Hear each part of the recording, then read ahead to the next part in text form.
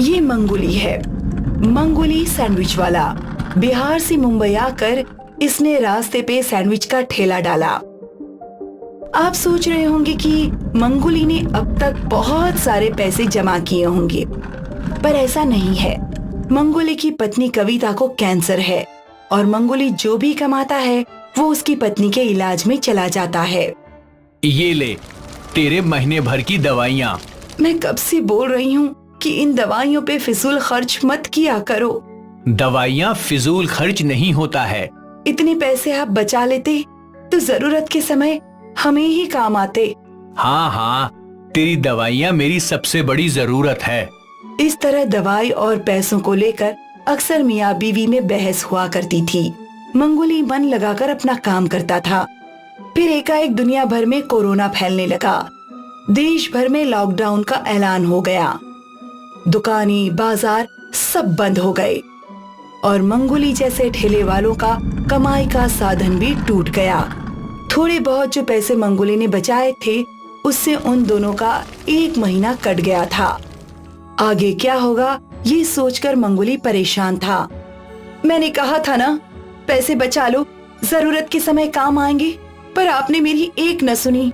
अब हम क्या करेंगे? तू फिक्र ना कर, कुछ ना कुछ तो जरूर होगा।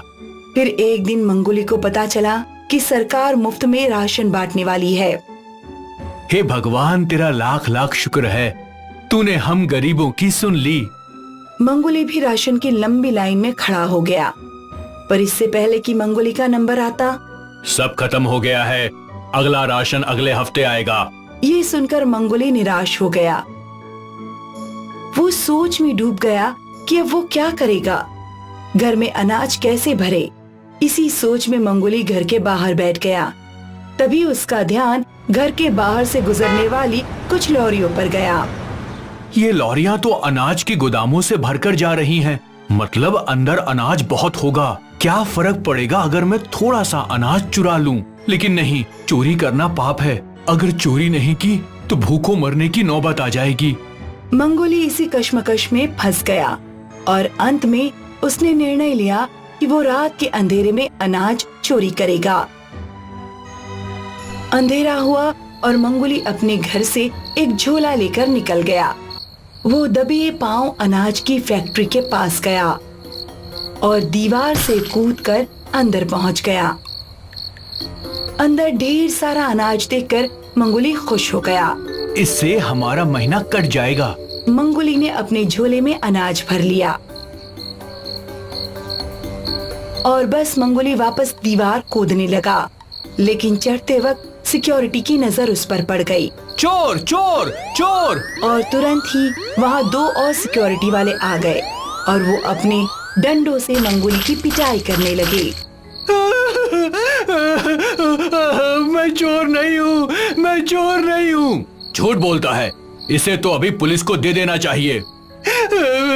अरे सुनो सुनो, मेरी बात सुनो, मैं चोर नहीं हूँ। अगर ये अनाज मैं अपने घर नहीं ले गया तो मेरी बीवी मर जाएगी। मैं कोई चोर नहीं हूँ। मंगोली ने उन सिक्योरिटी वालों को अपनी पूरी दास्तां सुनाई। मैं क्या करूं? अनाज के लिए मेरे पास पैसे नहीं है। चोरी करना पाप है, मुझे पता है, पर अनाज नहीं मिला तो मेरी बीमार पत्नी मर जाएगी, इसलिए मैंने चोरी की। मैं चोर नहीं हूँ। मंगोली की बातें सुनकर वो सिक्योरिटी वाले भी भावुक हो गए। उठो भाई, तुम पे जो दुख का पहाड़ टूटा पड़ा है उसे हम समझते हैं। हम भी तुम्हारी तरह गरीब ही हैं, बस हमारी किस्मत अच्छी है कि हमारे पास इस मुश्किल की घड़ी में भी काम है। तुम्हें जितना अनाज चाहिए तुम उतना ले जाओ। तुम्हारी मजबूरी पता नहीं थी, इसलिए तुम्हें हमने चोर समझकर इतना पीट दिया। माफ कर देना भाई। मजबूरी इंसान से क्या क्या करवा सकती है ये हम सोच भी नहीं सकते। मंगोली की तरह कई और लोग लाचार हैं। इस मुश्किल में हमें उनका सहारा बनना चाहिए ताकि उन लोगों को मंगोली की तरह कोई गलत काम न करना पड़े। ताजी ताजी सब्जी, हरी सब्जी, रंग में उत्तम और स्वाद में सर्वोत्तम। ताजी ताजी सब्जी। गोपाल की आवाज सुनते ही उसके ठेले पे औरतों की भीड़ लग जाया करती थी। मुझे 1 किलो गोभी और 2 किलो कद्दू, मुझे 1 पालक, भिंडी और आलू। गोपाल के बगल में एक और सब्जी वाला था जो हमेशा सोचता रहता था, ना जाने ये गोपाल कहाँ से इतने अच्छे रंग और स्वाद की सब्जियां लाता है। जब भी आता है मेरा धंधा ठप हो जाता है। लगता है मुझे कोई और गांव ढूंढना पड़ेगा। गोपाल आसपास के 3 इलाकों में घूम घूम कर सब्जियां बेचा करता था। गोपाल वैसे सबसे सस्ती सब्जियां खरीदता था, लेकिन फिर वो उनमें केमिकल डाला करता था। एक दिन की बात है, गोपाल के एक दोस्त ने ये देख लिया। भाई, ये सब तू क्या कर रहा है? ये सब हानिकारक हैं। कुछ हानिकारक नहीं है। मैं पिछले कई महीने से ये सब मिला रहा हूँ। अब तक तो किसी को कुछ नहीं हुआ, आगे भी कुछ नहीं होगा। पर तुझे ये सब करने की क्या जरूरत है? ग्राहकों को अच्छे रंग वाली सब्जियां पसंद है, इसलिए तो मैं सब्जियों को रंगों का इंजेक्शन देता हूँ और उनका स्वाद बढ़ाने के लिए स्वाद वाला इंजेक्शन भी। मेरी बात मान, तुझे ये सब नहीं करना चाहिए। क्यों भला किसी की जान से खेलना? तू बेफुजूल ही घबरा रहा है। किसी को कुछ नहीं होगा। लखन ने बहुत समझाया, पर गोपाल ने उसकी एक न सुनी। वो मिलावट करता रहा। गोपाल ने अपनी पत्नी को अच्छे से हिदायत दी थी कि वो ये सब्जियां ना लें और उनका बेटा चुन्नू इन सब्जियों के आसपास भी ना आए। गोपाल सब्जियों में मिलावट करता रहा और गांव वाले हमेशा की तरह उसकी सब्जियां खरीदते रहे। एक दिन की बात है, नजदीक के एक इलाके के 2 बच्चे बीमार पड़ गए। उन्हें हॉस्पिटल ले जाना पड़ा। इन दोनों को फूड पॉइजनिंग हुई है और ये सब सब्जी में मिले हुए केमिकल्स की वजह से हुआ है। इस इलाके में ढिंडोरा पीट गया कि सब्जियों में मिलावट है। ये बात लखन को पता चली। वो गोपाल के पास गया।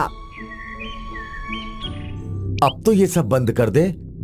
वो बच्चे मेरी सब्जियों की वजह से बीमार नहीं हुए हैं। लखन बहुत समझाता रहा, पर गोपाल ने उसकी एक न सुनी। एक चीज जो गोपाल को पता नहीं थी कि उसका चुन्नू रोज सब्जियों में से गाजर चुराकर खाता था। पता नहीं पापा क्यों मुझे ये लाल लाल गाजर खाने से रोकते हैं। गाजर का रंग देखकर चुन्नू रोज कुछ गाजर चुराता था और अपनी दोस्त के साथ खाता था। है ना गाजर स्वादिष्ट? हाँ, और कितने लाल है ये, बहुत मजेदार। एक रात गोपाल अपनी बीवी और बेटे के साथ सो रहा था कि अचानक चुन्नू उठकर उल्टी करने लगा। माँ, माँ, क्या हुआ तुझे?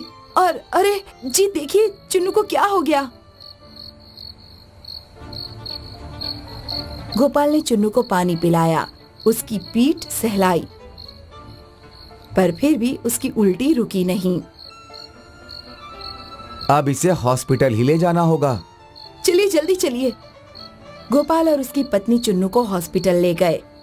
डॉक्टर ने चुन्नू के मुंह में एक पाइप डालकर उसके पेट में से सारा खाना निकाला और चुन्नू को इंजेक्शन देकर सुला दिया। उसके खाने की जांच करवाई गई और फिर डॉक्टर गोपाल के पास आए। मेरा बेटा ठीक तो है ना?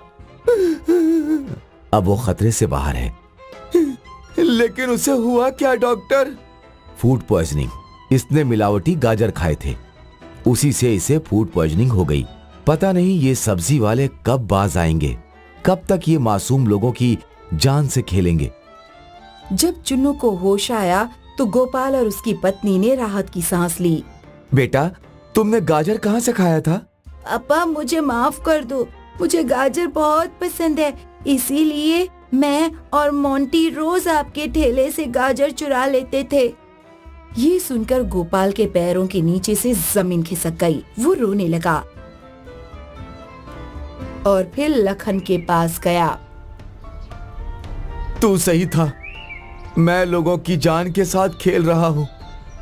आज जब मेरे बेटे की बात आई तो मेरा खून पसीज गया, लेकिन जो बच्चे मेरी सब्जियां खाकर बीमार हुए हैं उनके माँ बाप का भी मेरे जैसा ही हाल हुआ होगा। तुझे समझ आ गया? यही बड़ी बात है।